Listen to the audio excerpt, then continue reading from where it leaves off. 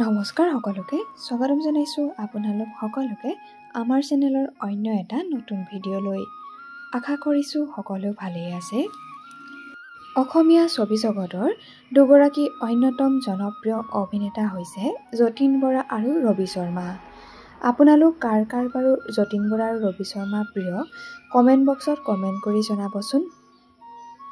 হিয়া দিয়া নিয়া চিনেমাত অভিনয়ৰ যোগেদি ৰাইজৰ পৰা মৰম বুটলিবলৈ সক্ষম হৈছিল সকলোৰে প্ৰিয় অভিনেতা যতীন বৰা আৰু ৰবি শৰ্মাই।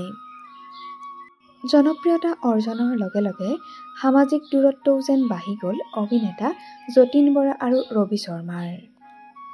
দুয়োৰে মাজত অতীতৰ সেই বন্ধুত্ব যেন ক'ৰবাত হেৰাই গ'ল। সঁচাকৈয়ে শত্ৰুতা আছে নেকি বাৰু অভিনেতা যতীন বৰা আৰু ৰবি শৰ্মাৰ মাজত? অভিনেতা যতীন বৰাৰ বিষয়ে এটি সাক্ষাৎকাৰত ৰবি শৰ্মাই জনায় যে যতীন বৰা আছে বাবেই ৰবি শৰ্মা জীয়াই আছে।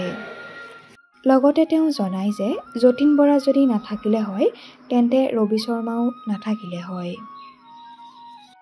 যতীন বৰাৰ সৈতে থকা শত্ৰুতাৰ বিষয়ে অভিনেতা ৰবি শৰ্মাই কি ক'লে এবাৰ শুনোচোন আহক। মই যতীনৰ ইম্পৰ্টেঞ্চটো চিনেমাত বিৰাট বুজি পাওঁ। যতীন বৰা যদি নাথাকিল হয় ৰবি শৰ্মাও নহ'ল হয়। ৰবি শৰ্মাক আজি ৰবি শৰ্মা হৈ থাকিবলৈ বাধ্য কৰোৱা মানুহজন যতীন বৰাৰ প্ৰেজেঞ্চটো, যে he has always been a constant challenge to me. তো তেওঁক মই শত্ৰু বুলি ভাবি তেওঁক এলিমিনেট কৰি দিলে মোৰ চেলেঞ্জ নাইকিয়া হৈ যাব। চিনেমা যদি 6খন বছৰটোত মোৰেই আহে 3 নম্বৰখনৰ পিছত মই নিজেই ব'ৰ হৈ যাম মোক চাই চাই। মাজত চিনেমা লাগিব নহয় মোক বেলেগৰ কম্পেয়াৰ কৰিবলৈ। গতিকে মোক লাগিব যতীন বৰা মোৰ কাৰণে বিৰাট ইম্পৰ্টেণ্ট।